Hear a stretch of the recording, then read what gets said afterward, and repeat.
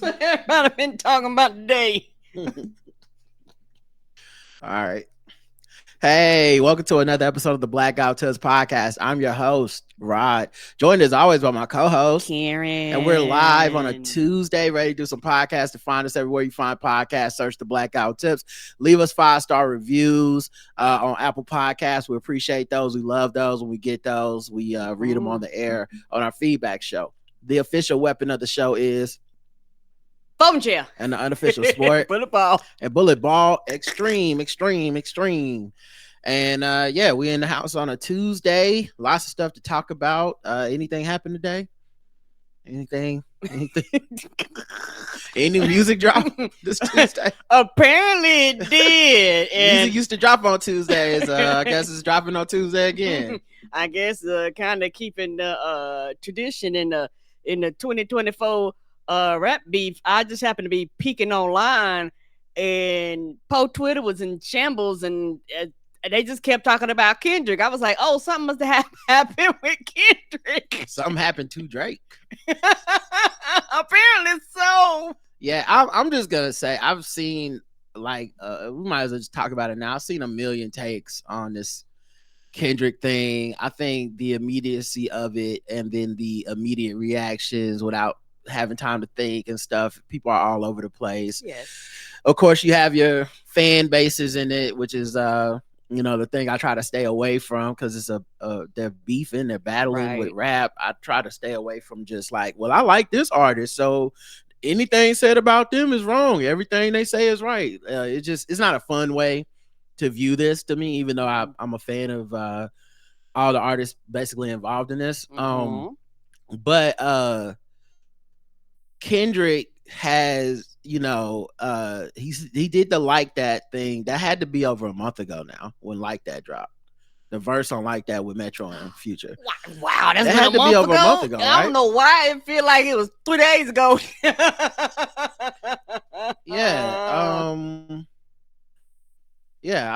I'll put it out to see if it got released April 20th. Oh no, that says released April 20th. That's not 10 days ago. That's completely wrong. Okay, March 26th. So we're talking about about a month ago. Over a month ago. And that's the last time Kendrick said anything about any of these people. Since then, of course, he dropped. J. Cole a week or so later put out his song 7-Minute Drill or something like that he ended up taking off of streaming platforms. Like, you know what? My bad. Yeah, couldn't sleep at night. Said no matter what Kendrick said back to him, he was done responding, and he apologized. He kept it real. And I clowned him, but see, as each round gets progressively more intense, I apologize to J. Cole, not because I couldn't sleep at night, but because I get why he couldn't sleep at night. This is really personal. Yes, it is. I don't think it's necessarily a game for Kendrick. I think he legitimately does not like Drake specifically. And I don't know if somebody got in Cole's ear and said, hey, man, you might not want to do that. And he just deleted it, or he just sensed it in the force. Or what? There was a disturbance in the force. He was like, you know what? But that man was right. Then Drake, of course, dropped, I think, Push-Ups. And then I believe it was Rick Ross that dropped Champagne Thoughts or something like that. Then Drake dropped another. I hope I have the order right. Then Drake dropped like another song with the AI with Tupac and Snoop.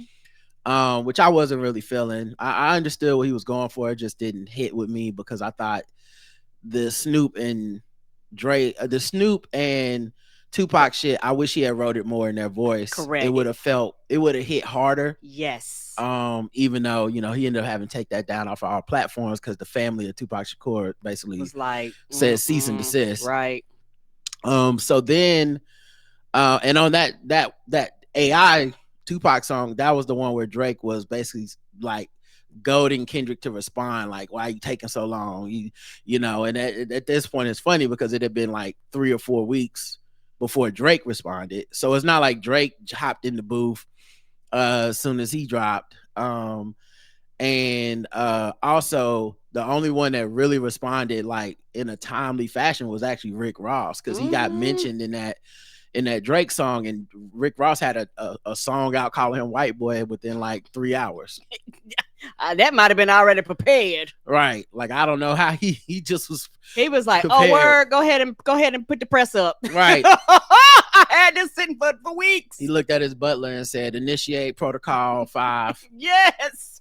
Initiate protocol poutine. The poutine protocols. We Drake finally said some shit.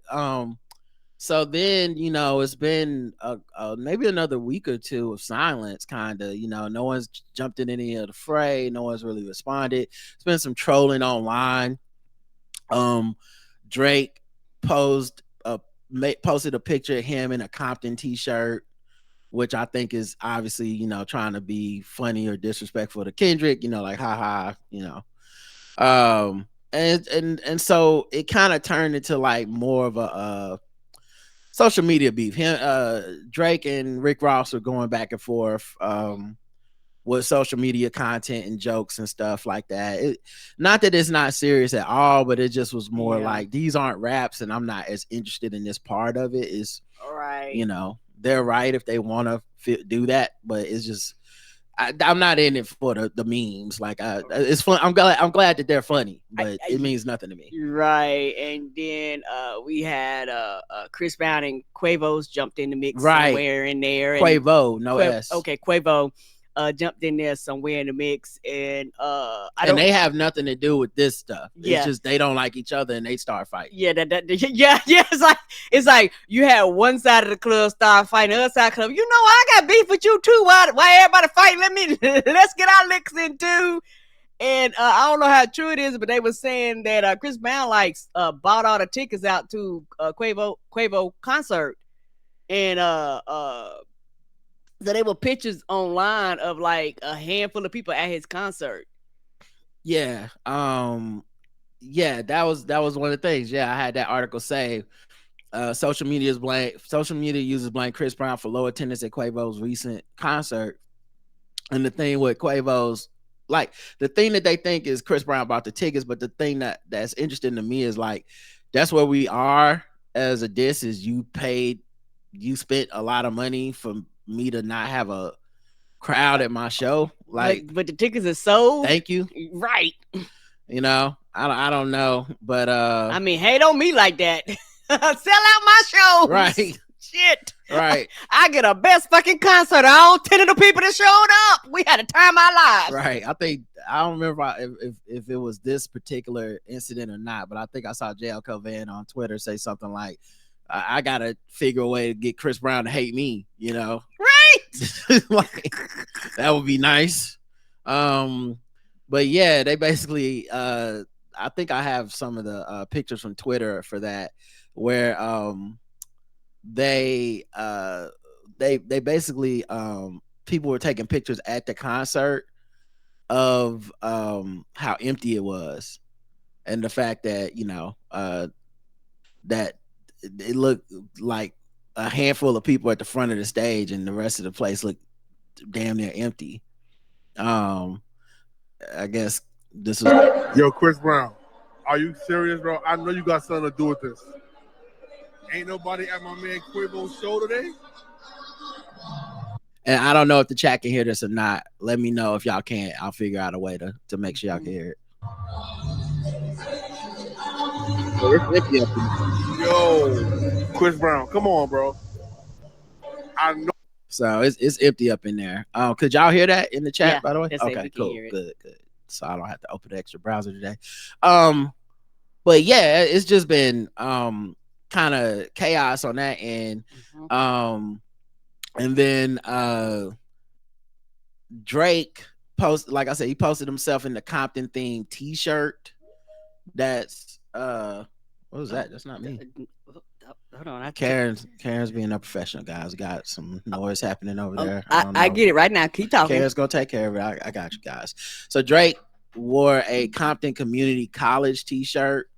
To which some people were trying to, I think it's because it's Twitter, people took it the exact worst way, and maybe it is the worst way, but I think some people were trying to say it was about Kendrick's wife, who I guess attended Compton College, but once again, that's not proven. Us Weekly reported that Kendrick's wife went to California State University Long Beach, so who knows if that's like, I don't know if that's what he intended and he missed it, or he just want, but I think he's just trying to, I think this is like when you tell somebody they can get a free punch, or you hit someone and you know they're gonna hit you back. And I think Drake is just like, can you please just hit me now? Cause clearly, like, I'm tired of waiting and I don't want to just be about my business in the middle of September and then you drop something. So can you just drop the shit now? And I think Kendrick, after seeing the Lakers lose, Yeah, they at the playoffs. After seeing the Lakers lose yesterday, he decided at 8:24, the two numbers for Kobe, a.m., to drop. Well, damn, that's early in the morning. Some people wouldn't even have to bet, depending on what time zone you was in. You wouldn't have any woke. Your Now day hadn't it started. is West Coast time, so it's 8:24, but 11:24 here. Oh, it's West Coast time. Okay. Yeah, but still, so he went ahead and dropped the track. And at the beginning, there's like this weird sound you can hear that's like it's like reverse words. Euphoria. That is, if you play it backwards, everything they say about me is true. So I don't know if he's saying that about himself or if he's saying that about Drake. And it starts with like some Teddy Pendergrass beat.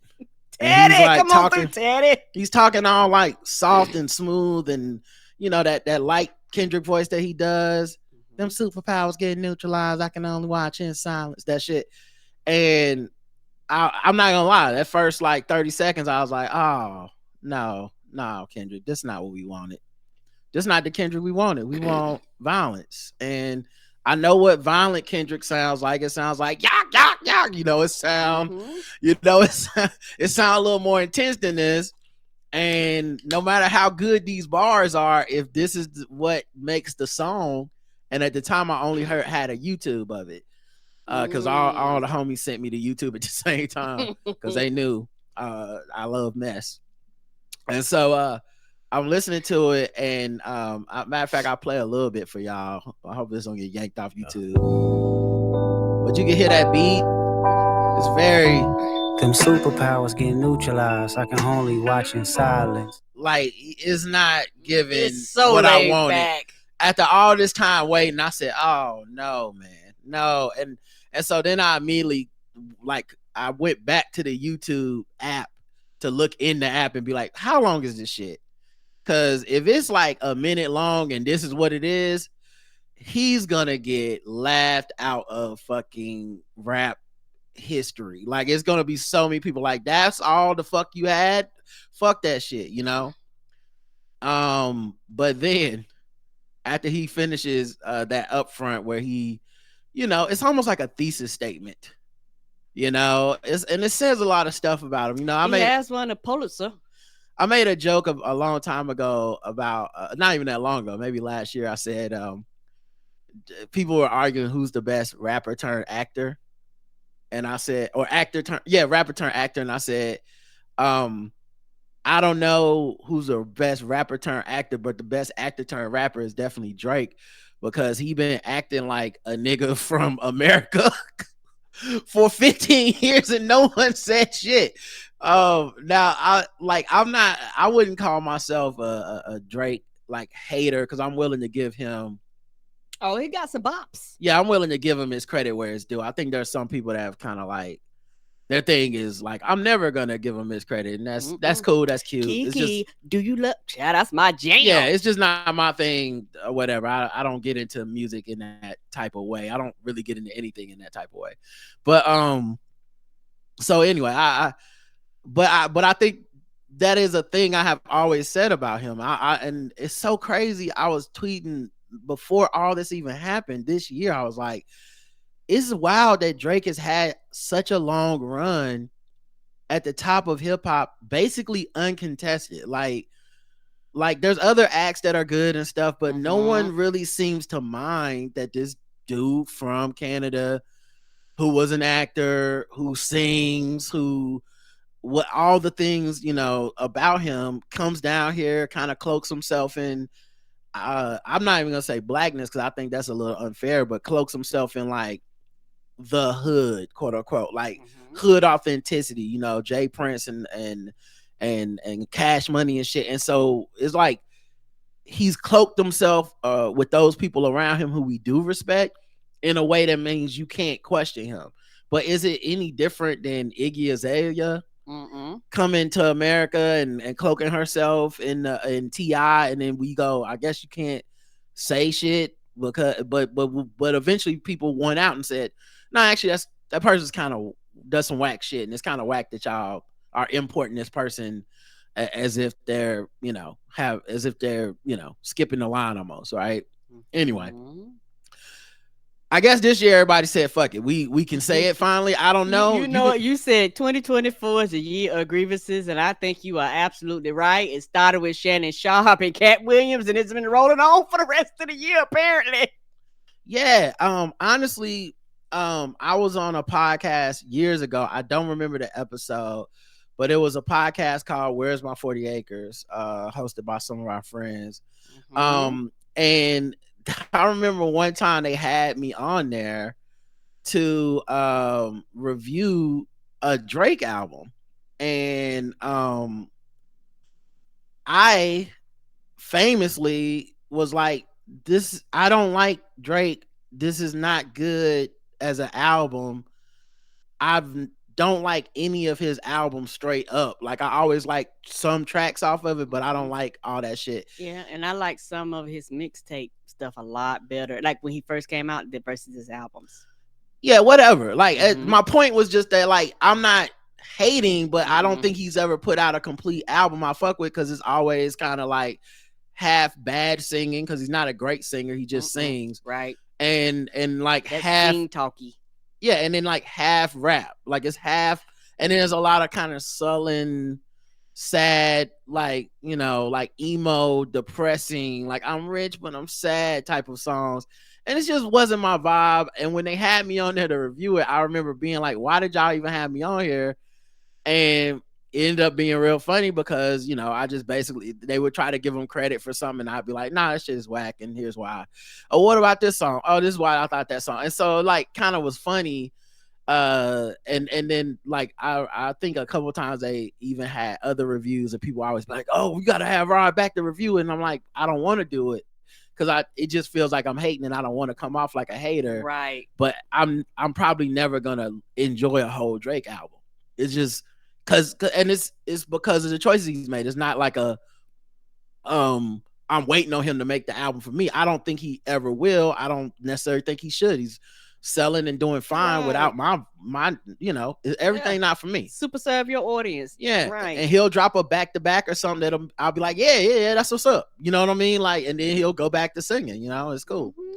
Anyway, point is, I've been on this train for a minute of like shock that Drake came here and has been dominating American hip hop on foreign soil for 15 years, basically unchallenged.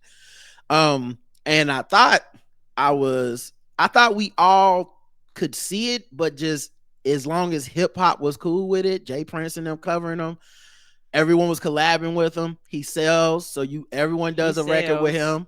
Everyone, you know, the young people, the established artists, like everybody across the board, right? A Drake collaboration is a #1 hit for a lot of rappers. So including Kendrick, because they did that song, I think, Poetic Justice together. So he ain't immune to working. He's worked with them to get that's them sales before too. But apparently, what I didn't know, I felt it, but I didn't know it. It was confirmed in this song. Kendrick has not liked this nigga the whole time.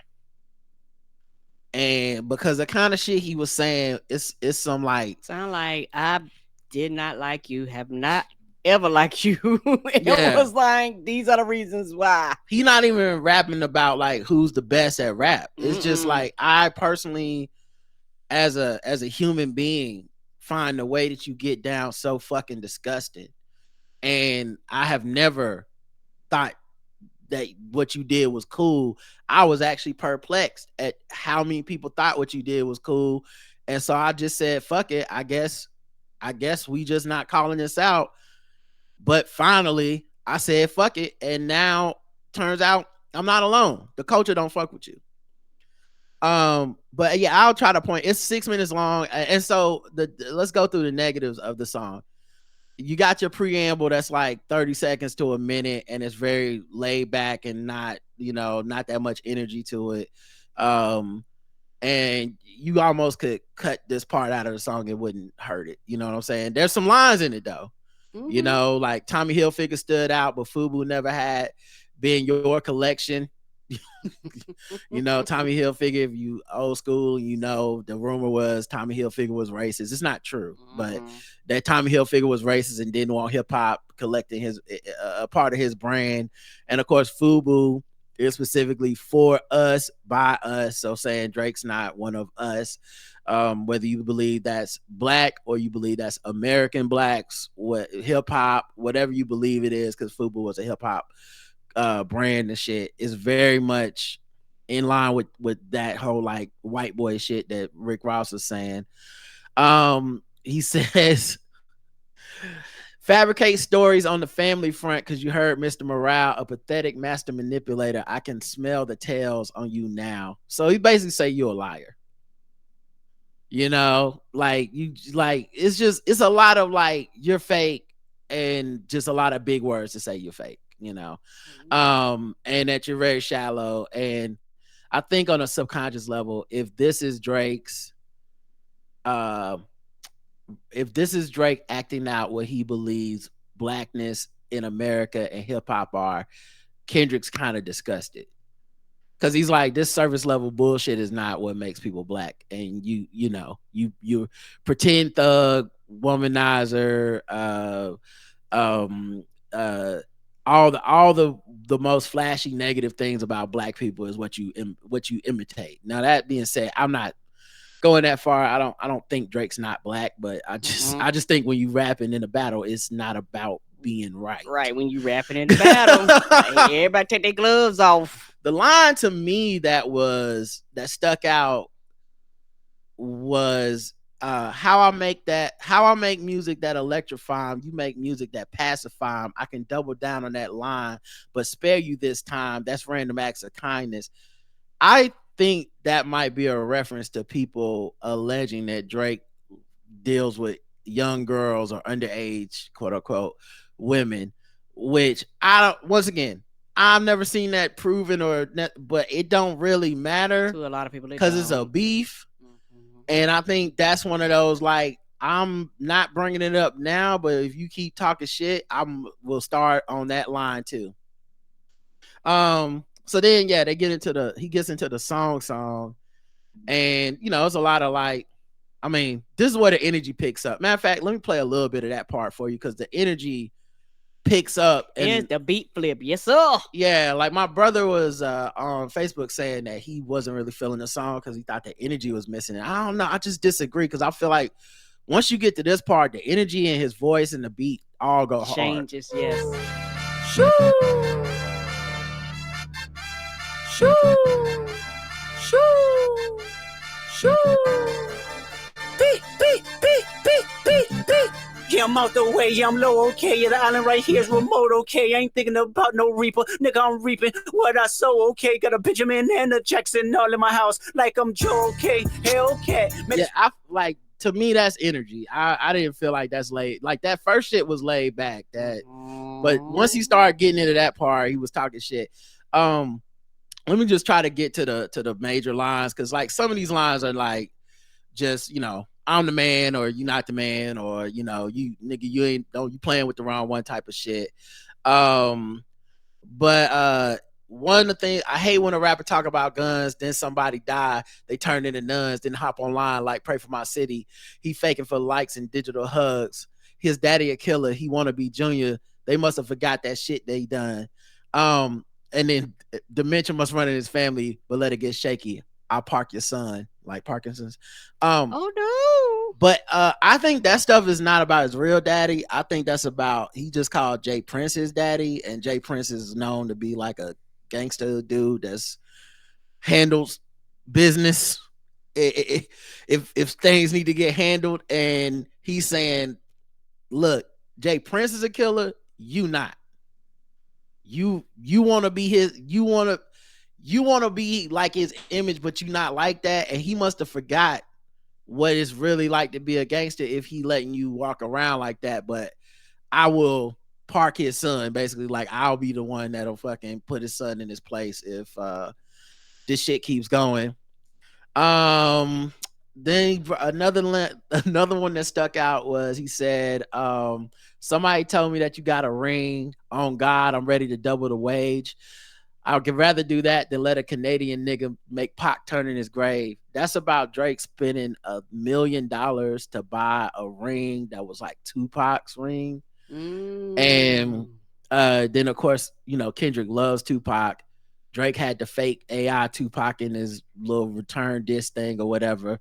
But basically that's Kendrick being like, I'll pay double what you bought for that ring just to keep it away from who I consider to be a bitch ass nigga, which is you.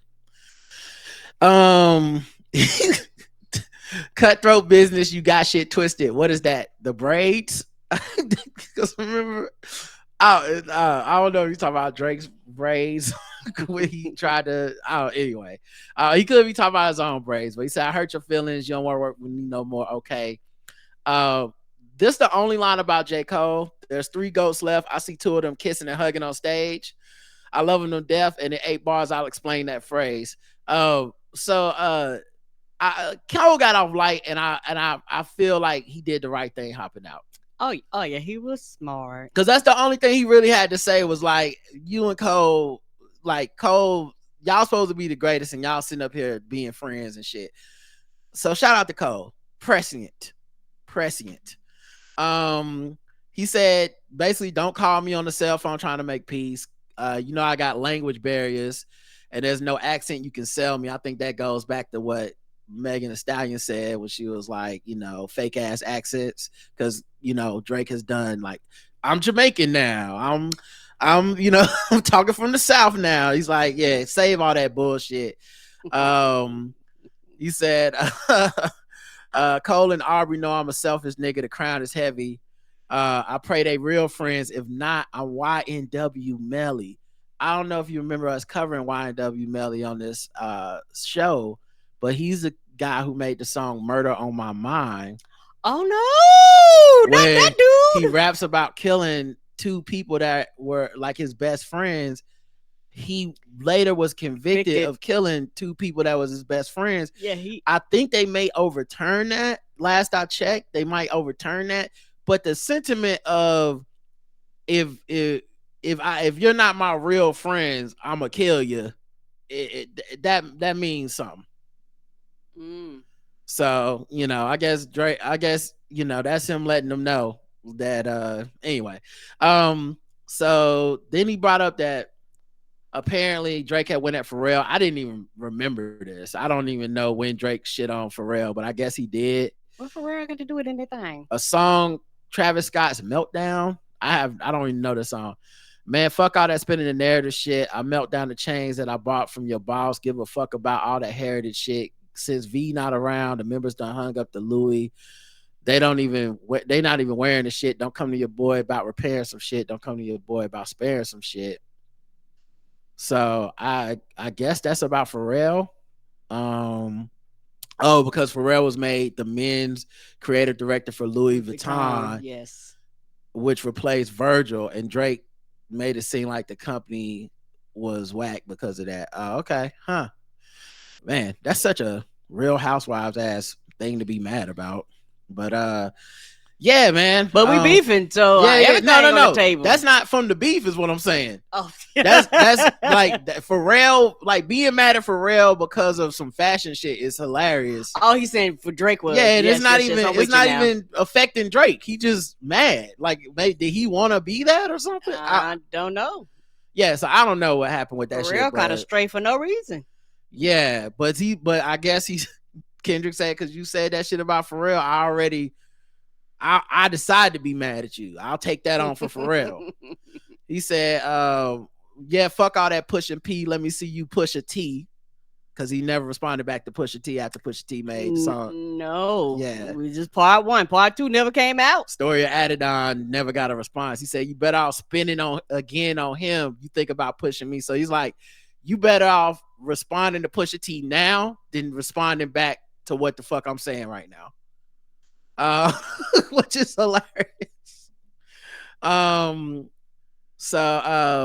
Yeah, it was kind of interesting because he talks. Yeah, as a matter of fact, I'll skip this next couple lines and I'll try to speed it up. I'm sorry, guys. It's just the song is Kendrick shit is more dense than most people's shit, so it's harder to just be like, oh yeah, he just said this and then he called you white boy. It's like no, he got all kinds of shit in here. But yeah, what's funny is that people that say he didn't come that personal and all this stuff.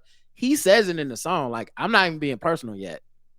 Which later, Sway? Right. Later on in the song, I'm like, that sound personal to me, but fuck it. If you say it's something worse to say out there, maybe Drake shouldn't say anything back, you know?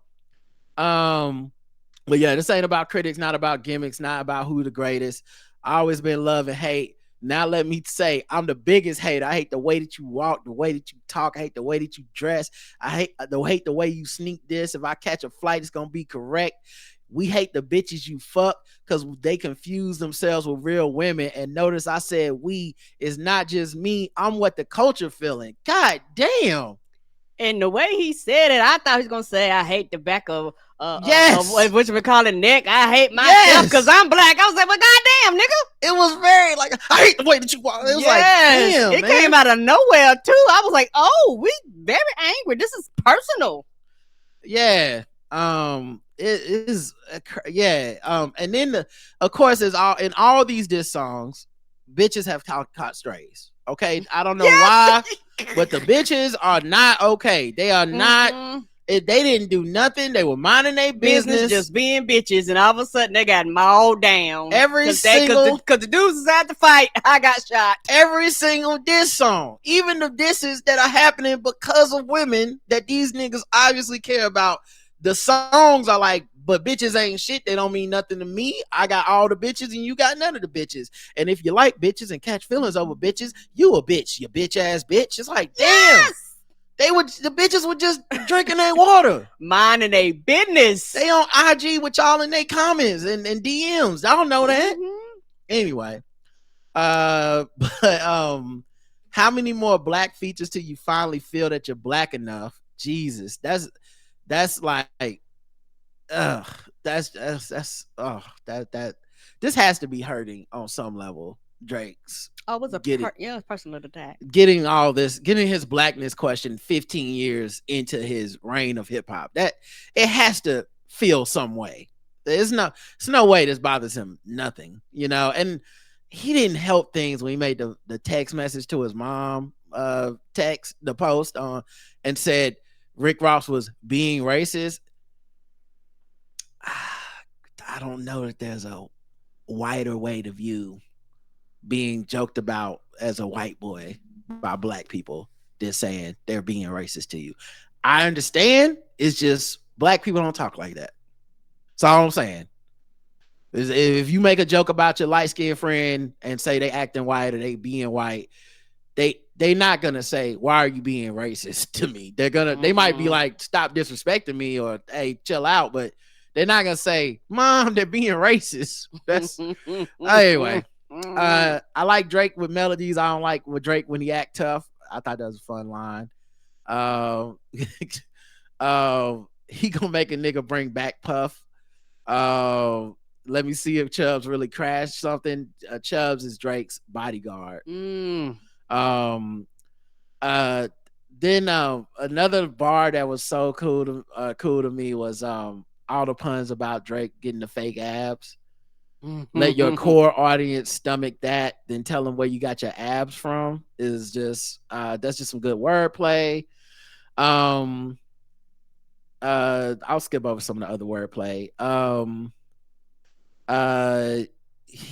get to some. I'm sorry, I'm scrolling through to get to the lines that I felt like stuck out. Oh, then this is where I think it really took a turn when he went back to the how much he hates him and says, surprised you wanted that feature request. You know that we got some shit to address.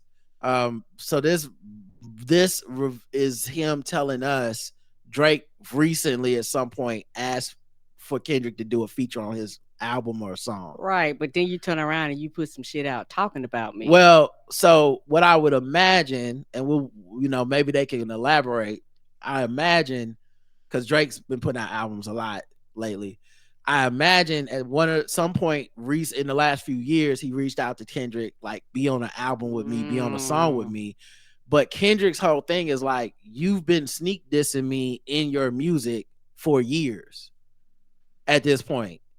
And we don't really fuck with each other. We've been doing it back and forth to each other. The only difference is I just finally was the one who said, no, it's about you. I don't fuck with you. When he did like that, it was no way to take what Kendrick said and be like, well, that's not about J. Cole and Drake. So what it seems like, he's like, why are you asking me for features if you think I'm whack or you don't fuck with me or you've been talking shit about me? Just leave me the fuck alone. Just leave me alone. And then he said, surprised you wanted that feature request. You know we got some shit to address. I even hate the way you say the word nigga, but that's just me, I guess. Which is so good. It's honestly, it's such a good way to talk shit about him, because it's basically like, you don't come from this, you weren't grown into this, you don't even say nigga right. Now I don't know if that's real or not, but then he goes, but that's just me, I guess, which makes me feel like Kendrick has been saying behind the scenes to people for a minute, like, why do we even let him say nigga? And they've been like, Kendrick, chill out, man. It's not a big deal. He black, but he not from here. He from Canada. He be saying nigga like he from here. Kendrick, it's not about that, man. Man, he grew up as a fucking child actor on a goddamn TV show. He's not really us. And then he accepted the general consensus, which is, I guess I'm tripping. No one else seems to have an issue with this Canadian half black dude coming down here and saying niggas. So I guess I'm tripping. And I relate to this in such a hard way, because I remember as a kid listening to hip hop, and not to make this all about me, but I'm just sharing that I had a similar thought. I remember listening to hip hop, and like the first time I heard like Fat Joe and Big Pun, and I remember being like, I'm tripping, or these niggas not black. Am I tripping? It's for us to say. Right. You can't reclaim it and allow other niggas to have it. It's just us. It's our thing that in a small circle of us trusting each other, it means brother, family, whatever, the kinship with you is what it means. But once we let it get outside of that, it don't mean the same. And people from New York and stuff is like, nah, it's cool. They say it up there, it's cool. And I know not everyone from New York feels that way, but my point being, I said, I it's just me, I guess. Right, it's just me, because I wasn't raised like that. You say nigga, you don't know.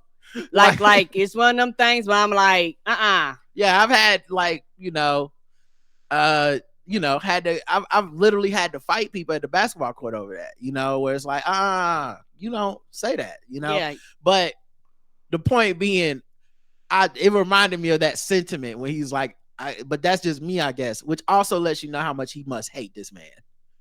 Because that's not even on the list of things I expected to come up in any of these beefs. Is why did we let him say nigga? That was like an aside. Then he went back to rapping. He said some shit just cringeworthy. Ain't even got to be deep, I guess. like I just don't like this dude. But yeah, keep me dancing, wave my hand, and it won't be no threat. I love that line. Just like, that goes back to, can you just do the singing stuff? Then he said, matter of fact, I ain't even bleed him yet. Can I bleed him? Bet.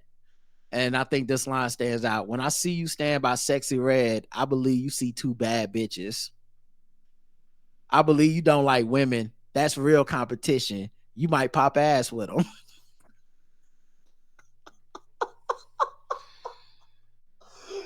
Oh, why? And I was like, oh I was not ready. I was like, what is happening right now? And that's why he goes so hard at the women. He go hard at women. He said Drake sent a cease and desist on the Like That record. I believe he did. Which is crazy. Like, he tried to strike that record down on what grounds? On what grounds? Other than just, can we keep this from coming out because I know it's gonna be bad for me. Because there's no, like, they don't sample anything. He doesn't. I don't even know if he says Drake's name on that record. No, because the beat is like a original beat, right? Yeah, because nothing to strike. Because the dude that make it, he makes beats. So yes. And then of course, Rick Ross had brought up that Drake had sent a cease and desist to French Montana. Else. So I guess this is like one of his ways of, I don't know what, if it's true, I guess it's one of his ways of maybe like trying to stop the controller's image, And baby, you can't do that. But I like the way he phrased it. Said, try and cease and desist on that Like That record. Oh, what? You ain't like that record? Back to back. I like that record. I'm gonna get back to that for the record. I like back to back too, Kendrick. He said, why would I call around trying to get dirt on niggas? Because that's the thing in rap now too. Is they try to get like, and this is one of the reasons I think some of the people's like disenchantment with these diss songs I can't really relate to is because in their mind it's not a diss song unless you like spill some tea, quote unquote. You find something out about a person that no one else knows. And to me, that I think that might be an underground rap battle hip hop thing that some people do, where they come back and they have a whole story and they like, I heard your daddy had a deep dark secret.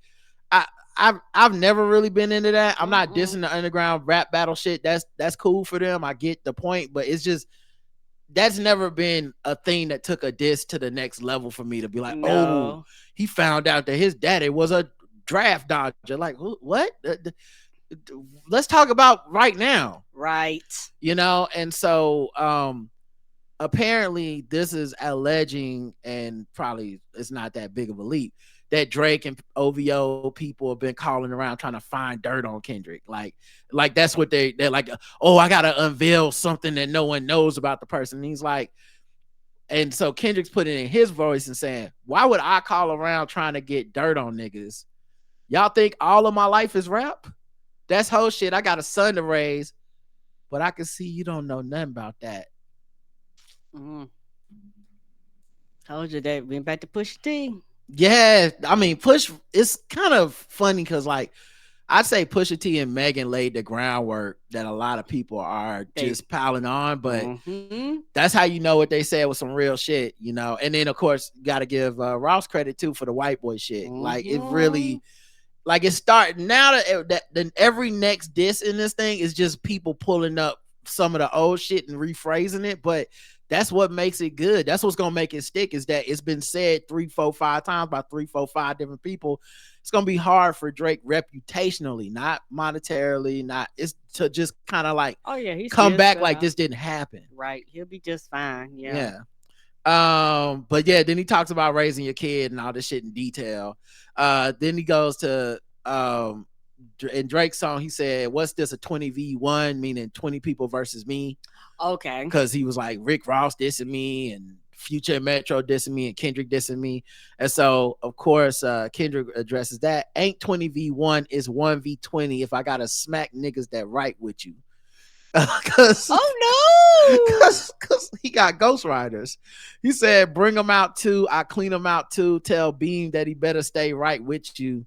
Beam is one of the ghostwriters. Am I battling Ghost, the AI? Nigga feel like Joel Hill Osteen. Now, this is so funny to me, and I hope he doesn't go back and fix this, but it's Joel Hill Osteen is that's not a person. That's not a person. It's Joel Osteen. Joel Osteen is a pastor. Yes. But that's not who he's talking about. Because he goes on to say, funny, he was in a film called AI and my sixth sense telling me to off him. He's talking about Haley Joel Osment, the child actor. Oh, so that's hilarious. He tanked the name. It don't even matter. But we all know. I was like, what the pastor got to do with this? I don't even care. One demerit for taking the name, but yeah, we all know what he's talking about. I hope he don't fix it. No, I really don't fix do. it. But yeah, he went on to say, I love this line too. He said, "Yeah, OVO niggas is dick riders. Tell them run to America to imitate heritage. They can't imitate this violence." And once again, I said, if there's any knock on this, to me, it's not about energy; it's that it's dense. And so, yeah, it's really dense. Something that someone else would have said a lot simpler. Kendrick will never take that way out. He's gonna always say, "You gonna always get the dictionary, dog." Right. But I love that line of like, you can run to America to imitate our heritage, but you can't imitate the violence that made Black Americans the Black that we are. So all this cosplay is bullshit. It's another way of what Megan said in a much simpler way, which is cosplay gangsters, fake ass accent, posted in another nigga's hood like a bad bitch. She said it immaculately, perfectly, zipped them right on. And this is Kendrick's way of saying that too. So then he said, don't speak on the family, Crody. It could get deep in the family, Crody. Talk about me and my family, Crody. Someone gonna bleed in your family, Crody. Apparently, Crody is one, the Crip version of saying Brody, but two, that's the name of Drake's cat. Oh no! Right? I didn't even know he had a cat. Goddamn! What the fuck? And the cat looking like, now why am I in it? Meow. Meow. Now meow lion. Yes, meow lion. Meow. This is so funny. The next line is a Canadian Chinese food place in Toronto, right? But Kendrick says this shit in the Canadian accent. You see, because it's basically saying like, I can come to your hood and post up and you ain't gonna do shit. That's what he's saying. He said, I be at New Ho King eating fried rice with a dip sauce and a blammy, Crody. Tell me you cheesing, fam. We could do this right now on the camera, Crody. And he said it in the Canadian accent, which is so fucking petty and funny and stupid, man. I love beef. How do y'all not love beef? How is anyone not laughing and smiling every entry into this? And you can't even say I'm playing favorites, because honestly, when Drake put out that motherfucking push-ups, I was smiling the same way. Like, it ain't about friends. It's just like, oh, two of the best people is fighting. Yes, give us your best lines. Y'all don't want to see this? Yeah, I think a lot of people strip the fun and enjoyment out of it. Because they playing favorites, or Right. like they want us. I would never be moved by any of these Negro antics. I'm like, no, every round it's funny. The white boy shit was funny. It was hilarious. It's all funny to me, man. I'm not delving into the like cerebral subconscious. And like, that's not fun. No, it's not fun at all. Leave that shit at the door when you come in. No, I don't think the one drop rule applies, or what. I don't think it's the reverse one drop rule where you white if you half Black. I don't believe in any of that. But for the purposes of talking shit about somebody, it is what it is. Yeah, all the isms and schisms, all that stuff comes into play. Yeah, I don't like the misogyny and shit, but if it's a rap beef, I understand that's what's coming. It's gonna happen fast. Yeah, okay? Yeah, and also the bitches take strays. Yeah, a lot of strays apparently. It's a lot of. Did you tell the folks that, you bitch? A lot of that. And then he ends it with what was it? It was that's not the part just wave one finger and thump y'all niggas like field goal punch y'all niggas, stay punk y'all niggas, nobody never took my food. That's just funny because that's clearly about the football game that we used to play with the folded pieces of paper. Y'all remember that? You used to kick the field goal through it? Yeah. And whoever that's fucking with him, fuck you niggas and fuck the industry too. If you take it there, I'm gonna take it further. Psst, that's something you don't want to do. And then he makes this sound at the end of the song that It sounds like when Scotty wanted to shoot Nino Brown so bad his dick was hard and he didn't do it. And he's just like, ooh. Go punk y'all niggas, they punk y'all niggas. Nobody never took my food. Whoever that's fucking with them, fuck you niggas and fuck the industry too. If you take it there, I'm taking it further. Psst, there's something you don't wanna do.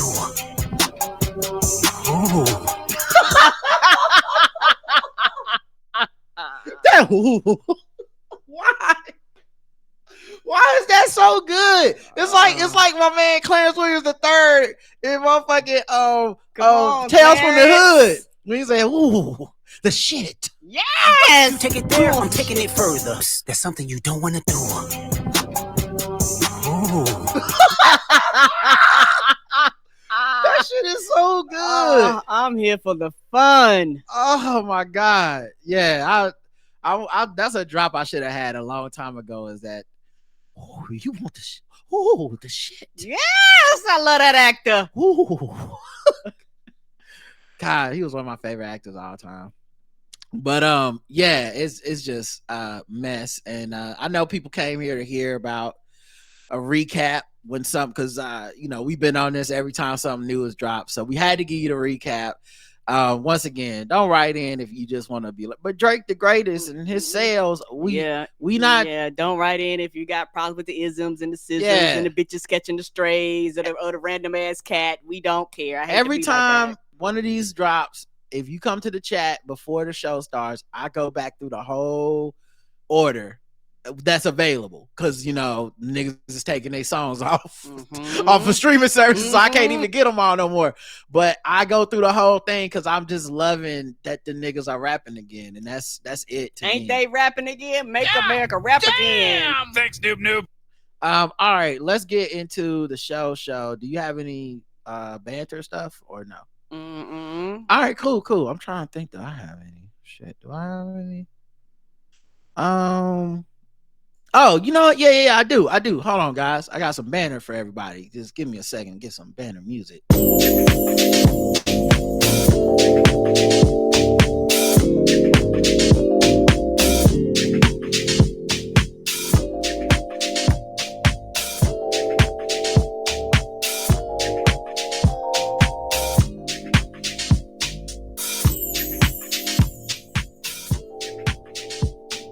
All right.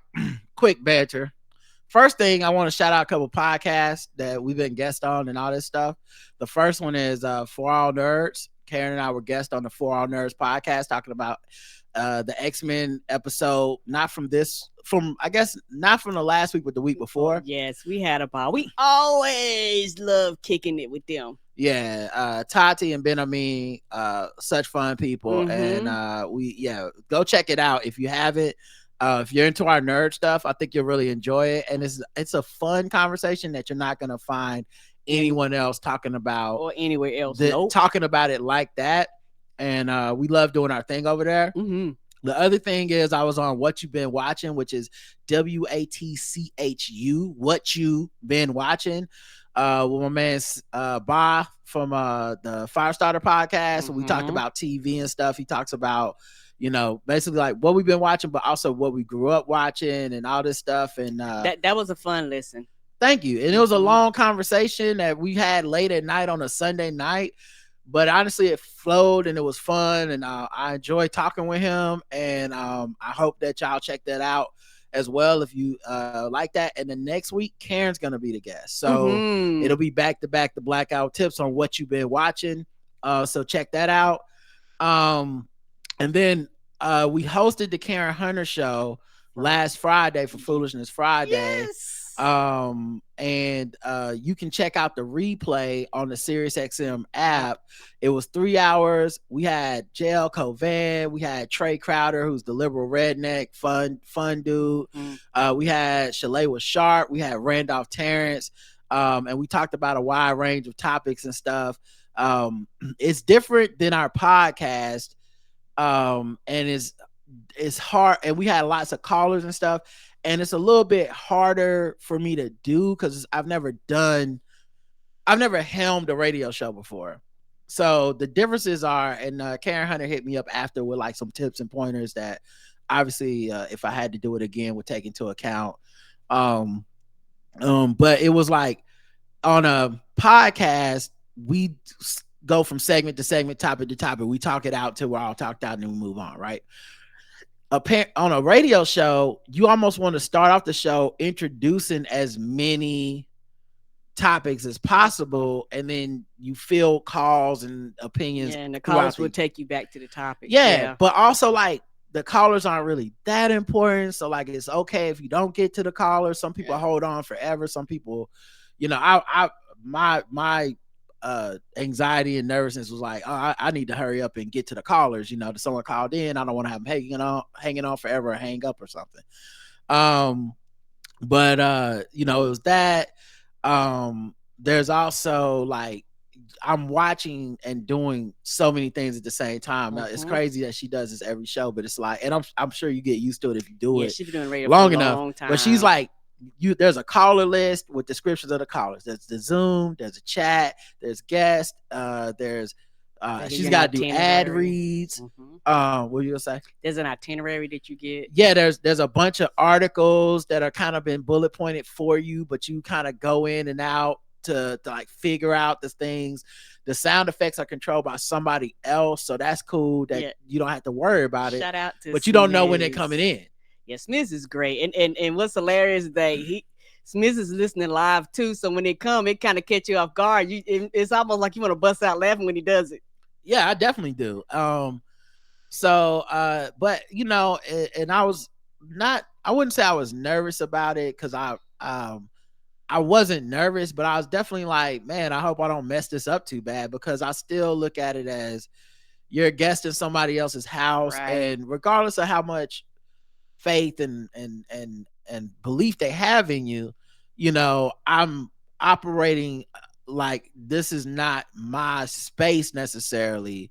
So I'm still going by what I deem to be like the Karen Hunter vibe and rules, trying to keep it that way, and not just turn it into like some free for all or just be up there saying stuff, that they wouldn't want you to say or whatever. So I still try to do that. But it was fun. And she enjoyed what we did, even with those pointers. I'm glad. I appreciate that. Yes. And I appreciate the pointers because don't forget she's also a professor. Yeah. So she's teaching. You know what I mean? Yeah, like she probably always in teaching mode. Yeah. Yeah. I was trying to learn. I was like, okay, well, let me ask you about this. What about the callers? How long? It's too long for them to hold on, or should I not even worry about them? And some stuff you can only learn by doing it. And I think hosting it, you can only learn by doing it. I could watch her host a million times and it's not the same as having to do it yourself. Right. And then, the other thing she said that in hindsight, I'm like, oh, I see why. She's like, we probably should have started off with me and you talking for like 15 minutes and then bring in a guest. Yeah. Whereas we just started with the guest because I was like, rip the Band-Aid off. Let's just start. And yeah, I remember I think Smith or somebody suggested that and you was like, no, we were good. Yeah, well, he just asked. Right. I didn't see it as a suggestion. I saw it as like, what do you think would you rather this or that? And I went, yeah, I mean, we might as well just start with everybody there. He's only gonna be there for an hour. Let's give him his full hour so that he can like do his thing, when Karen has me on, if there's like a preamble or something she needs to do at the beginning, I don't say anything until she introduces me. So I just figure most people that are guests know that you just don't say shit until they introduce you. Right. But with us, we were already talking backstage. The show started, and then boom, we was talking with Trey. Like it was like nothing ever. So in hindsight, yeah, I would do an introduction next time.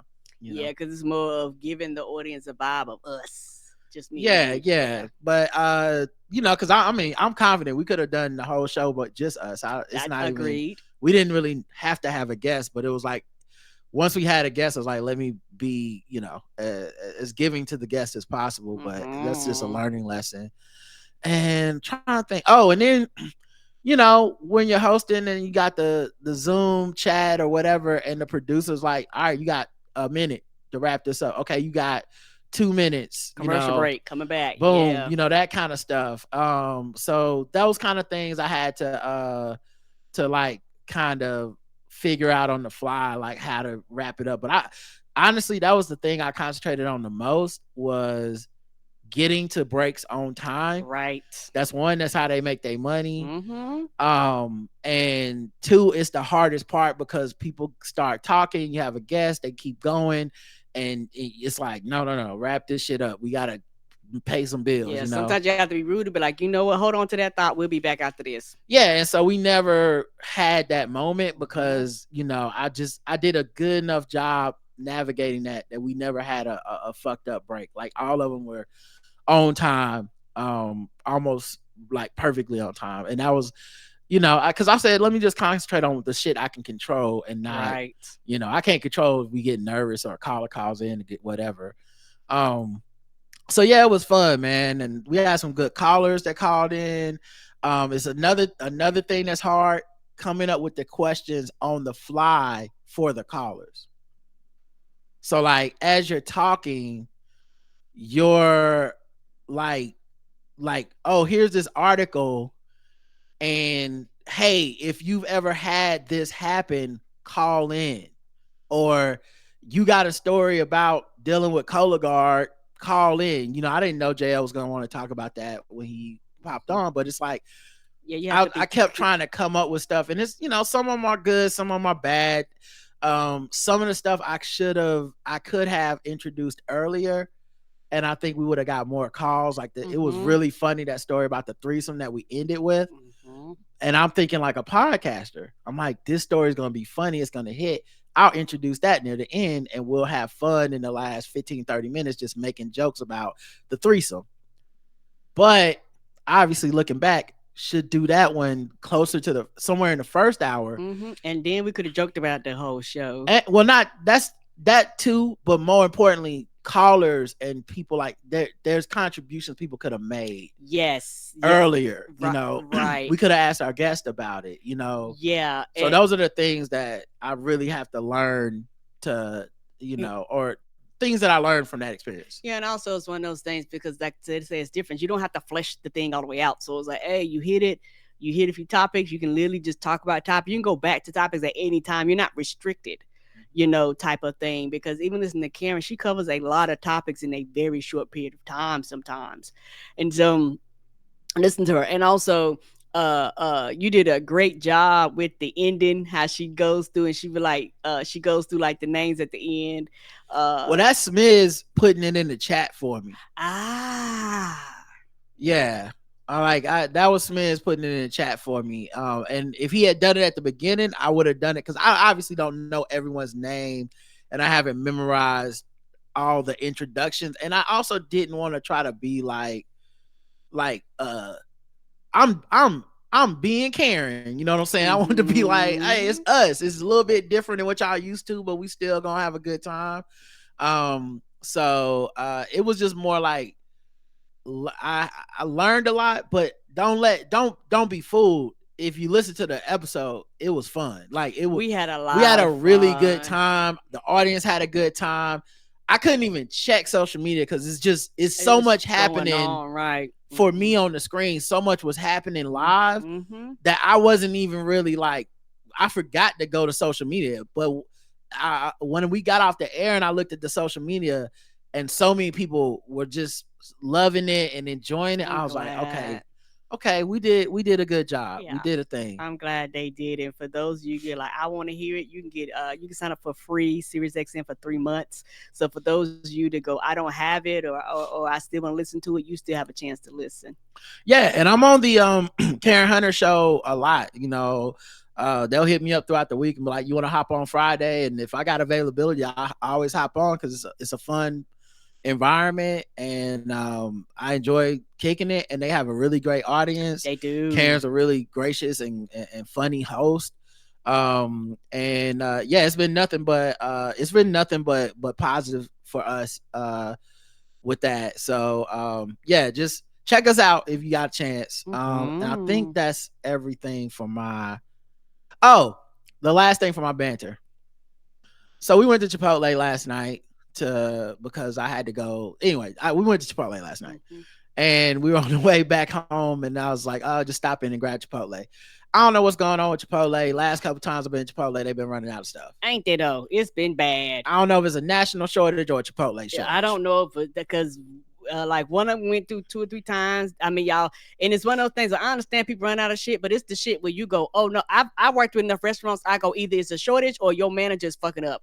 You run out of basic shit that goes with just like cheese, sour cream, lettuce, certain types of meat. It's like, no, either it's a major shortage or somebody is not ordering correctly. Yeah, I don't know what it is. I know they've extended their hours. I know it's the pandemic. Maybe people are ordering more out, and it didn't always used to be this way, but it's this way, at least around this area, for the last like few weeks. If matter of fact, I remember one time I placed an order online for Chipotle to be like, okay, I'll get DoorDash or something through Chipotle, whatever. And they canceled the order because they just didn't have anything. Right. So I don't know what's happening with Chipotle, but we go in there and I gave Karen a choice of like this place or this place. She chose Chipotle. And we get in. We went to a different location, so I was like, oh, okay. Yeah. Whatever happened, like it's not your fault or nothing. It's just we go in there, and it's like I immediately go, oh, that's right, they didn't have shit last time. And I guess it's not just that location that we went to, is all of them, because this one was like they didn't even have a sign up. But as soon as people start ordering, they're like, all right, before you start ordering, just gonna let you know we ain't got no vegetables. We ain't got no sour cream. Blah blah blah. And I'm like thinking to myself, oh, and it gets progressively worse as the day goes on. So if you come in here at 9 or 10 or 11, they gonna have even less shit, right? So what I thought was cool though, and they're overworked. It's not a great job. Yeah, you can tell they was tired. Yes. You know, everyone's getting by on the minimum amount of cordialness. Just required. There's no Chick-fil-A greeters. You know what I'm saying? It's not a pleasure to serve you situation. I wouldn't be mad at him. But this one brother that was in front of us in line, the guy, he was ordering his food, and I think I could tell from his order he was trying to order like a kind of I don't want to say healthy, but just kind of like it felt like what they tell me to eat for like protein for weightlifting and shit. Okay. Like I could just see from his order. And he's like, yeah, can I get brown rice? And then he's like, actually I need to get some lettuce too. And then the guy's like, oh, like behind the counter, like, oh my God. He's like, yeah, I'm sorry, I messed up. He was really Can nice. I have some lettuce and then put a little brown rice on top of the lettuce? And the guy's like, okay, no problem. And then the next guy down the line starts putting the other toppings on. And he's like, can I get some more chicken? He's like, well, it's going to be extra. He's like, that's fine. I'll pay the extra. Right. And he puts the extra chicken on. And then the guy did not close the lid. I don't know. You know how they have it where you put the lid on top of Chipotle? I wonder if it was too thick. The lid is like foil. You put it on top of put the lid on top of, and then you just kind of fold it around.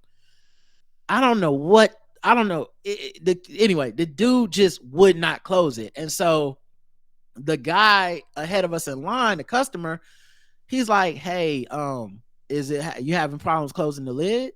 And the guy's like, huh? Or whatever. He's like, yeah, it's not closed. And the dude behind the counter was like, just kind of blank stared at the guy. Yeah. And the guy in line goes, and I thought this was, I don't even know, it's such a weird thing to say, but I thought this is so beautiful what he did. He said, are you okay? Because he looked out of it. Yeah. It wasn't in the way that means, because I'm gonna jump over this counter and beat your ass for fucking up my food. It was concerned. It sounded genuine. Now look, it could all be fake. Maybe he's like me. He knows minimum wage is real. He knows that people get shot every day in these fast food restaurants, and maybe he was pretending to be empathetic, but really what he was saying was, hey, motherfucker, can you put the lid on my shit? Goddamn. Yeah. But he didn't say it that way. He said, are you okay? And then the kid behind the counter just looked at him, and he said, and he like took a beat, and he just goes, I'm really tired, and I'm just ready to go home. And then the guy said, it's okay if you can't close the lid. I'll close it. He did. He took it and he tightened it up. And I don't know why, but that shit hit me. I was and it was so sincere. Like it wasn't no malice behind it or anything, because he looked at him like, you look like you're having a hard time. It's okay. you know, it's not even your fault. Because at any period of time, he could have wrapped it up in aluminum foil or anything like that, and he closed it. I was like, oh, yeah.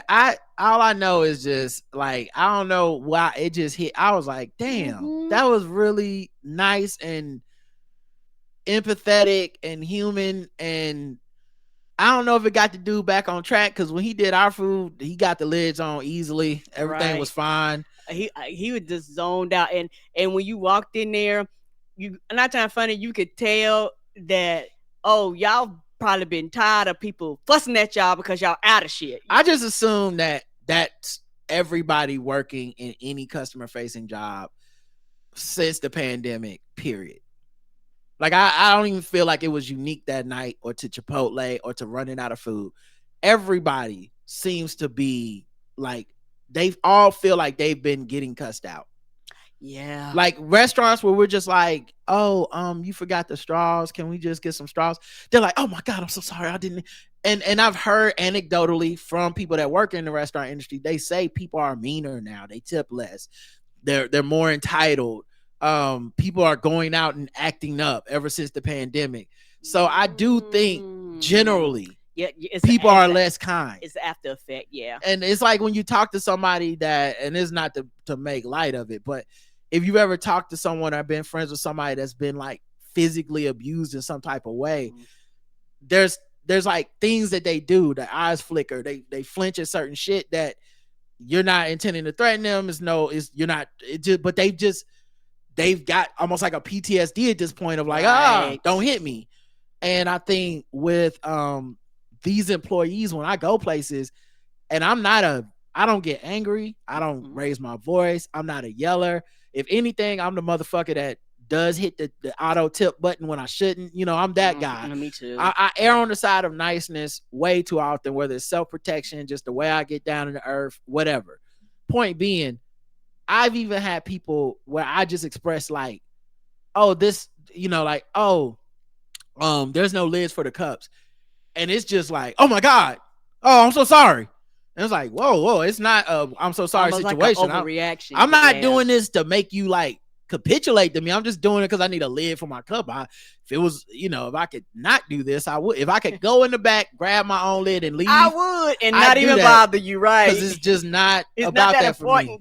So but yeah, man, that was like a really cool moment. So shout out to that dude. All right, we've been talking for a long time. We're just gonna jump into some other stuff, but I gotta play some music first so we can get paid.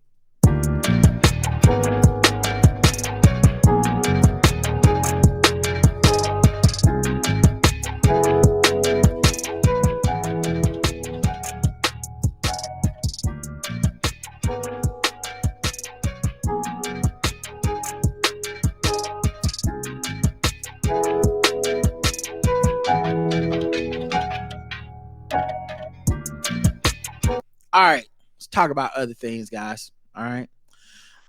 In Trump news, a judge holds Trump in contempt, fines him $9,000 for threat of and raises threat of jail and hush money trial. Feels like it's part of the cycle. A judge tells him, "Hey, I'm going to hold you in contempt." He keeps pushing. He pushes it further than that. This might be the first time I've really seen them like truly seem like they might be willing to jail him. Of course, he will turn this into some sort of advantage or proof of unfairness, but you can't operate on. But he's gonna lie. Liars lie, everybody. Right, that's what they do. So put him in jail if he continues to do the shit. I just don't. Right, you're being disruptive. Like, we're trying to get shit done here. Stop with the bullshit. I've just never understood handing him or any liar the floor like this and letting them define the rules of the game of like, but if we do this, he gonna say he the victim. Don't care. Then he'll just be still lying the way he lied about losing the election. Like, he's a liar. He lies about the judgments. He lies about the court proceeding. He lies about the evidence. He lied. Like, he's going to lie. We can't keep letting him lie unchecked. So hopefully this, because he doesn't seem like the type that can stop himself. So I actually hope that, this leads to him paying some sort of penalty that's not just $9,000 if he continues it. If he stops, fuck it. Then we just go on with the court proceedings. Right. But yeah, He can't help himself. There's something with inside of him. yeah. Mm-hmm. So yeah, this shit is getting out of control, and somebody needs to do something. So that was one thing. Miami Grand Prix sent a cease and desist letter to prevent Donald Trump from having a fundraiser during the race. Yeah. They said it's come to our attention you may be using your Paddock Club rooftop suite for a political purpose, namely raising money for a federal election at $250,000 a ticket. And people will pay. Which clearly violates the Formula One Crypto.com Miami Grand Prix suite license agreement. If this is true, we regret to inform you your suite license will be revoked. You will not be allowed to attend the race at any time, and we will refund you in full. At this point, he might need it for just the refund money. He might have broken on purpose. He's like, can I get my money back though? So I can get the sweet money back. Yeah. But yeah, it's just, more Trump. It was like, nonsense. You can't do this, sir. Of course. And of course he would try. Also, Arizona grand jury indicted Meadows, Giuliani, and other Trump allies for the 2020 election interference. I don't even know what to say at this point because Arizona obviously late pass. It's 4 years after, and y'all just now getting to it. This is another reason I'm not joining in on the Merrick Garland moves too slow. I don't know the machinations of how it's supposed to work. I just know that everybody else got to the race either at the same time as Merrick or later than Merrick. The motherfuckers were not able to get their trials out and done before Merrick and the special prosecutor have been able to do it. So I'm not a lawyer. I'm a layman. I don't know how fast the wheels of justice are supposed to turn when someone tries to overthrow the country or whatever. Or but I just know that they're not alone and other people are bringing cases. So yeah, Arizona, it's kind of like the Georgia case, by the way, because they're indicting his allies, 18 of them, for subverting the 2020 election or efforts to subvert it, including Mark Meadows and Rudy Giuliani and Boris Epstein. Yeah, y'all not Trump, so they're gonna go after you with everything.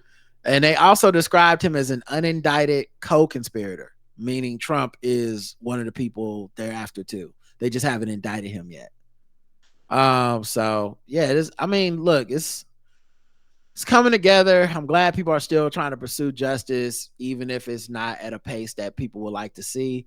And I think it's becoming obvious that if we want to see him held accountable, it's in the hands of the American people who are voters. Yes, sir. Because if he wins, nothing matters after that. Yeah, I think if you are looking at this election as any type of failure on anyone's part, other than the people who choose to either not vote or choose to vote for Trump or choose to vote for like some party they know won't win. All right.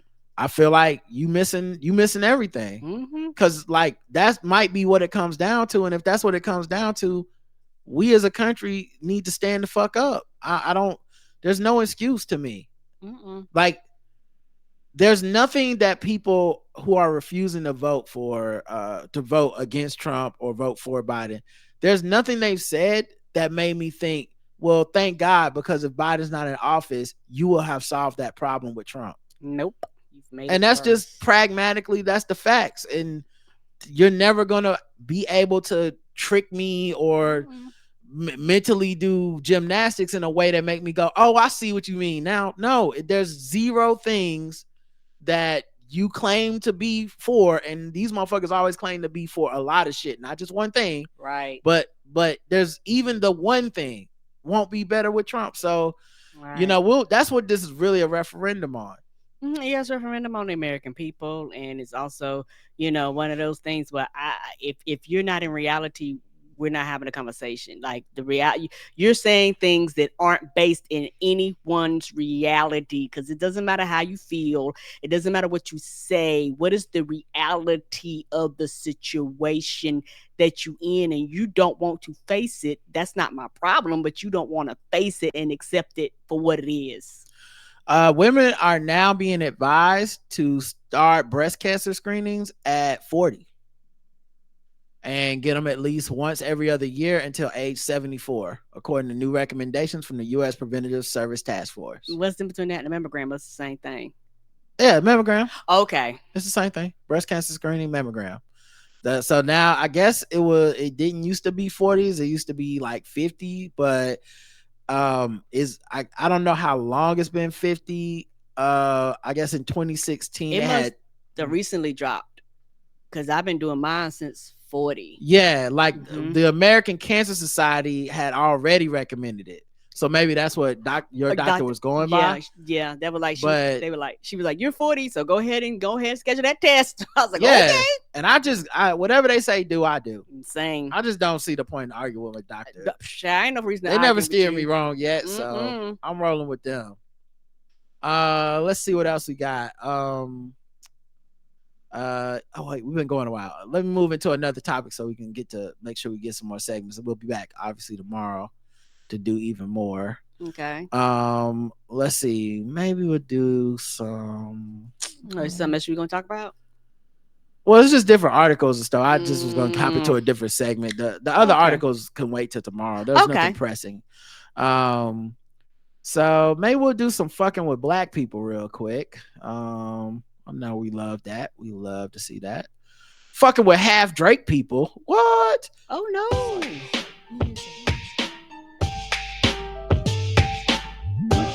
Those black people just fucking with those blacks. Fucking with those black people. Fucking with those blacks. Fucking with those black people. Just fucking with those blacks.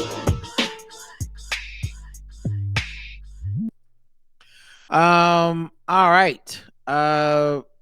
Kanye West former security guard sues him for discrimination against black employees and wrongful termination. I'm a little surprised. Mostly not that I'm not surprised that there's allegations that Kanye might be racist to black people. I think we already kind of he's on record. Yeah, I already kind of thought that. He has a pretty extensive I don't fuck with black people record. So that's not the part that I'm surprised by. I'm surprised, that folks are still like going to work for him and then being like, what? In a new lawsuit filed by Benjamin Deshaun Provo, who worked security for West 46 at both his private school, Donda Academy, and at a warehouse where the creator stored his Yeezy brand clothing. The security guard accuses West of having frequently screamed at and berated black employees and firing him for refusing to cut his dreadlocks. It marks the most recent complaint against West, who, as of earlier this month, has already faced a complaint from another employee who claimed he suffered severe discrimination and harassment while working for him at the Donda Academy. It says Provo began working for the rapper around August 2021. So this was prime. You already knew what you were getting into time. He spent 6 months at the Donda Academy. The school then moved to a new location where he was then assigned additional job duties as a result of lack of staffing. He also performed security services for Sunday service events at Yeezy's warehouse. He was asked to place himself and paparazzi in harm's way by snatching cameras, and that separately, West required that anyone associated with Donda dispose of books related to Martin Luther King Jr., Malcolm X, and other prominent figures in the black community. I mean, you ain't quit that day. You was like, I guess this is like fine. You said, people that get rid of books are normally not on the right side of history. This is one of those, right? And also, this is one of those weird things too, because like are you telling us this in the filings so that we'll all be mortified, or just we'll be like, yeah, that's what I would assume Kanye would say? Was it around the same time he said slavery was a choice, or after? Like, was it? Well, when was this part? Was it the Nazi anti-Jew part, or is it no? Okay. They also said, and Karen, I hope you're sitting down. There was a stark difference in the way Kanye treated the plaintiff and other black employees compared to the non-black counterparts. Yeah. Okay. Yeah, I know. I know you can't believe it, Karen. He got paid. Like, I'm surprised the lawsuit was I didn't get. I am the shocked. paycheck. Shocked. Well, not that shocked. We'll complain about the pay disparity. Oh, okay. I'm about to say pay had to come in there somewhere. To direct manager John Hicks, Provo allegedly received the response, "Don't bring up money to Ye. He doesn't like to talk about money." Well, niggas that owe you money normally don't. Security guards also saw a decrease in his paycheck at one point shortly after raising complaints, something he claims his non-black colleagues did not experience, as he was told by Hicks that West can't afford security right now. He said West unjustifiably, unreasonably began demanding that plaintiff and others shave their heads, despite Provo wearing his hair in dreadlocks as an exercise of his Muslim faith. As a result of, was he like, well, we both hate Jews, so I mean, he should be cool. Oh no, I hope not. As a result of, that's a joke, everybody. Calm down. As a result of the plaintiff's non-compliance with Kanye's demands that his head be shaved, Hicks and Kanye began to exert pressure on the plaintiff to do the same. Kanye began to become increasingly more aggressive and demanding, announcing, "It's time to shave your heads. I'm not messing around." However, the plaintiff refused. Thereafter, Hicks approached the plaintiff and stated, Kanye said, "Tell the one with the dreads to shave his head or he's fired." Plaintiff refused to shave his head. As a result, his employment was terminated. So he also alleges hostile work environment, labor code violations, wants his attorney fees paid. Good question. Do you have an HR department? No. I mean, this is one of those things too, where much like the Lizzo and Megan Thee Stallion thing, these motherfuckers work in one of these non-traditional atmospheres, right? Which it can be prone and rife with abuse, and the kind of thing where it's rock star shit until it's not. That being said, I don't think what Kanye is doing is even the same as what Lizzo and Meg were accused of doing. No. This don't feel like rock star shit. It would be an abusive environment even if it was not rock star shit. Agreed. Even other like musicians and shit don't necessarily do this shit. It's this is just more of like a, well, didn't, like, I'm more like, like Kanye would do that to you. Why? There's nothing about this, like going to work for Antonio Brown. There's nothing about this guy you can tell me where I would be like, well, damn, I feel bad for you, bro. Right. Like, I'm like, yeah, he was being racist before he hired you. Then you took the job. Do you think the racism was gonna stop, or and no? Okay, all right. You knew the man's unwell. You know he's not medicated. You see his antics everywhere. Yeah. But I guess we'll see him in court. We'll see what happens. So it's funny to be like, well, I know he hated Jews, LGBTQ people. I know he ran for president, threw his wife under the bus for having an abortion. I know he had his manager like interfere in the Georgia election. She's one of the people in the Georgia election interference case. But I don't know, man. I feel like I need to go work for him at this school. Crazy. Anyway, 0 to 100, Karen. I guess a 25, because I don't really care. I mean, no, that sounds bad, but it's Kanye. So, and Kanye don't light a flame when he's my fire. I go, I don't care. Okay. Yeah, I think I give it. You know what? That's a good. You made a fair point. I'm gonna go with 25 too. Yeah, that's a great point. I mean, can't really pretend to be that bad. I am not. All right, let's go to let's do one more. We'll do one more. There is I guess, is this a hair care brand? Let me just make sure that this is right. Yeah. So there's a hair care brand that there was a viral TikTok from an employee or former employee. I would go to the bathroom at work every day and cry. Former worker says this popular hair care company treated her horribly because she was the only black woman. In a viral storytime video, a woman called out Ebin New York, a popular hair brand in the black community, for icing her, the only black woman in the corporate office, out and allegedly firing her for no reason. In a Risa Tisa style video, is that what we call them? Though this series is about 30 minutes long compared to Tisa's hours long, Who the Fuck Did I Marry? Yeah, are we just calling all these Risa Tisa style now? If so, that's good branding for her, but people been making these confessional style talk to the camera videos for a long time. Oh, okay. It's a style of video, and this is her sitting in the brand. car talking to the camera. Okay. Yeah, people been doing that for a long Maybe time. the person that wrote this is not. Are they Reese's? Yeah. No.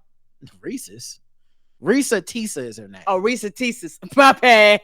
And the person who wrote this is Stacy Fernandez, a freelance writer. I don't know. I'm not trying to be a jerk, but it made me wonder if maybe they got introduced to the style of video through Risa Tisa or something, or maybe that's just the easy way to explain it to people who don't know what it is. Anyway, I can see that. She was initially skeptical about the lack of diversity in the office, since there were mostly Korean people and very few black folks at a company that caters to black customers. So like the Korean hair spot in the hood. Samia's first day, she posted a funny TikTok to the brand account that immediately started to go viral and got a ton of positive comments, including people saying that the person behind the account needed a raise.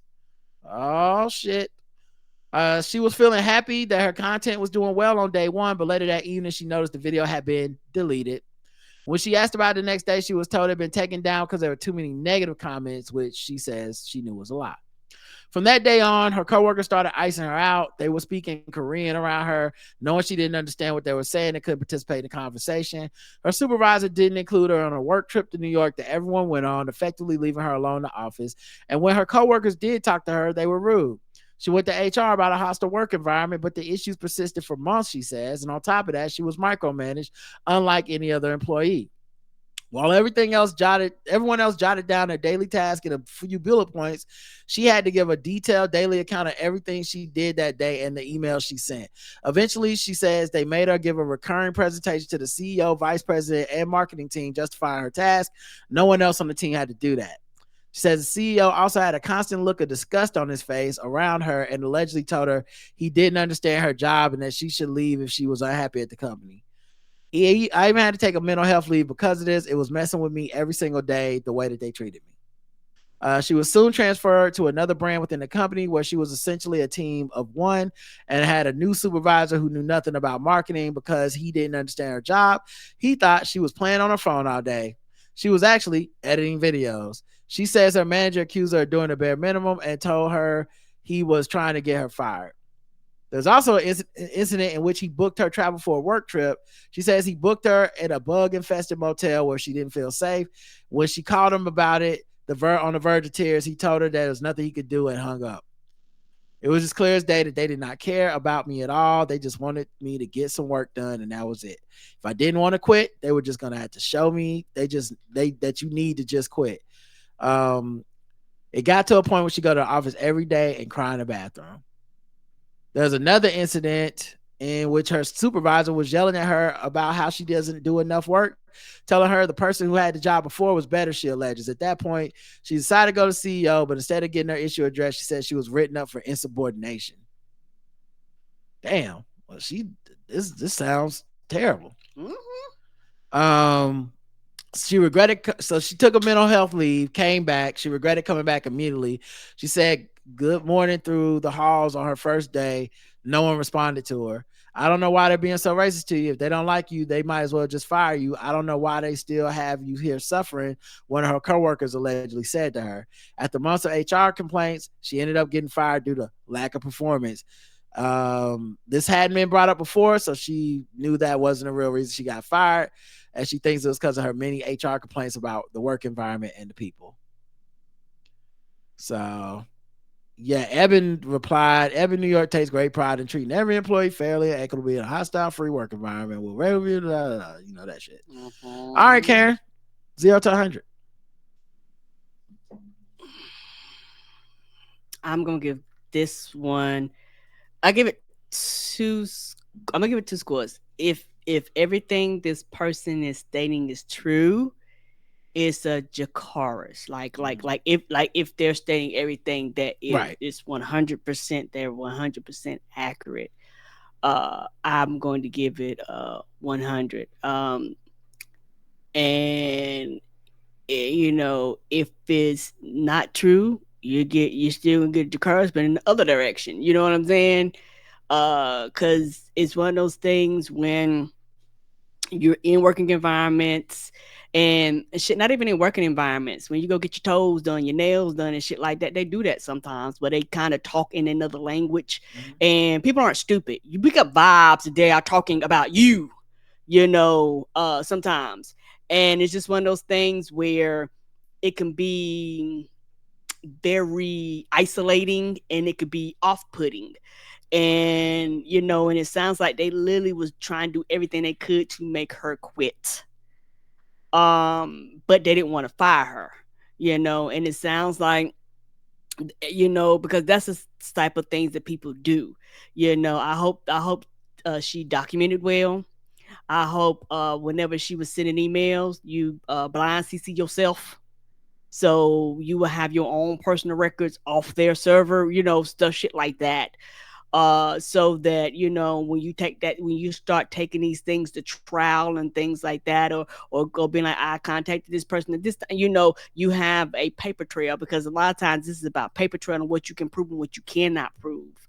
um and it's one of those things where it sounds like the system all around failed her. The mechanisms that were in place didn't do what they were supposed to do. um and it sounds like they're literally setting themselves up for a lawsuit. If everything that this person said is true, you're literally setting yourself up for a lawsuit, because it's the only, well, now, because we got rules, but you let the Republicans get in, after a while you won't be able to sue over shit like this.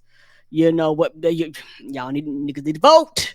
Because they want to strip employees of their rights and shit like this, where you be in these bad working environments and you say shit and you quote unquote, even if you prove it, they can quote unquote toss it out, because as far as they're concerned, it ain't real harassment.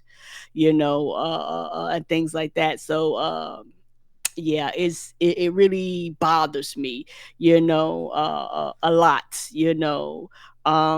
and it will bother me regardless of who the person is. You in the working environment and you're the only one of anything, and you're dealing with this. It's not fair and it's not right. Yeah, I'll give it a 75. For all the reasons you articulated, the only 25% I'm leaving off is I can't even imagine what the fuck their reasoning is gonna be or whatever. Like, it's the internet. We're only hearing one side. Of course, Right. she could make it all up or whatever, and I get Agreed. that. But I just intrinsically feel like the likelihood of this happening is high, because it happens all the time. And then there's this other underlying fact that it's like the elephant in the room, which is that a lot of times the Korean community will come into our neighborhoods and cater to our needs, sell us stuff like hair products, get into nail salon, stuff like that. And a lot of times there'll be a lot of disrespect towards our community. Like, they don't treat us like the customers we are. They don't treat it. They like, we've all heard the stories. We've all experienced it, being watched down like a hawk down every aisle, being treated rudely at the checkout, being accused of stealing, stuff like that. We've had, people have had to deal with that. And so I know that that's affecting how I feel fucked with in this, because you would hope that people would be like, we're Korean, we're catering to a black community. We need a black person to help do a social media outreach. We need to treat her well. We need to empower her.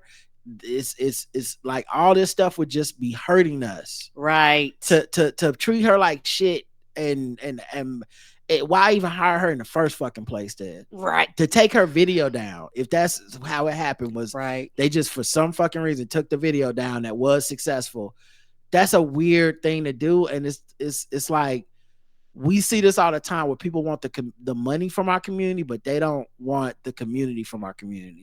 Yeah. And so and I think that's the part that makes me go like, instead of being like, oh, it could be either way, I'm like, nah, it's probably I'm more inclined to believe it's what she said. Agreed. And it's also one of those things where, with things like this, the truth eventually, hopefully, will come out. And it's also one of those things where a lot of times people want the faces of our community, but they don't want the voices of the community. Like they don't mind throwing you up in the photos. Well, in this case, like I think it's even worse because she made a video and it was good, which means more than likely her face was in it or whatever. You know, like, hey, this is a black brand. We making this, da, da, da. To take that down feels like you don't even want our faces. Like, why'd you hire me? You know? So anyway, 75. Let's get to the last thing, sword ratchetness.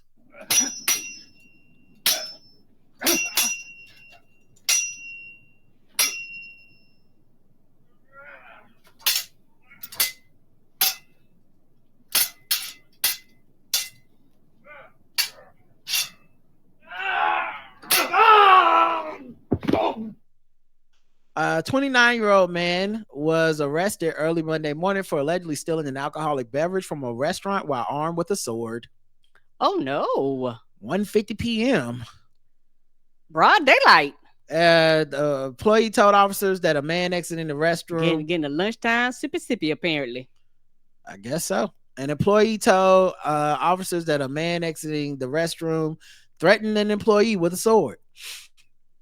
Fresh out of the bathroom. The employee was able to safely flee, but he was hiding. Police said the man with the sword stole alcoholic beverage from a cooler before leaving the scene. Child, you can have that Michelob Light. The restaurant provided security footage, which was distributed to the police officers.